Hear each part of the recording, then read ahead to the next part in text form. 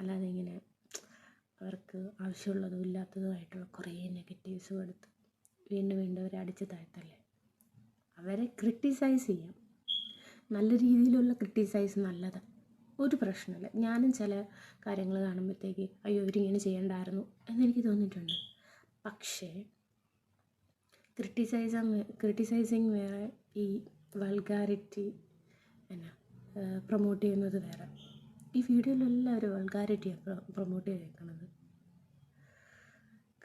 അതുമല്ല ഇവർക്കൊക്കെ ഇവരെ പേഴ്സണലായിട്ട് അറിയാമോ?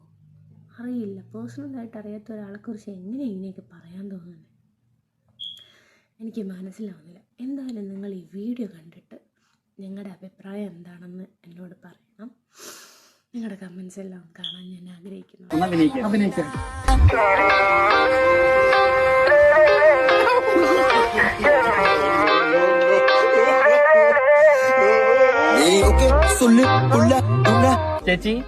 ചേച്ചിക്ക് എത്ര വയസ്സായി?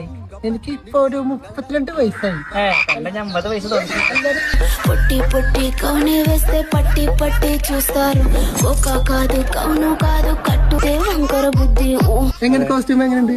ഞാൻ പാട്ട് പാട്ടെ.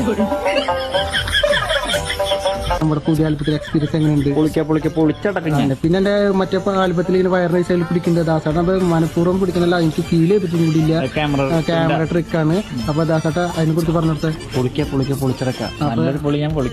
അപ്പൊ ദാസ ഞങ്ങൾ അടുത്ത പുതിയ വയറിലിനെ ബിക്കിനി ഷൂട്ട് വരുന്നുണ്ട്, എല്ലാവരും കയറി സപ്പോർട്ട് ചെയ്യണം. എന്റെ സുന്ദരി കുത്ത് കണ്ട ദാസാട്ടം പറഞ്ഞിട്ട് വലുതാക്കിയതാ. അപ്പൊ പൊളിക്ക. അടുത്ത വീഡിയോയിൽ കാണുന്നവരെ ബൈ ബൈ.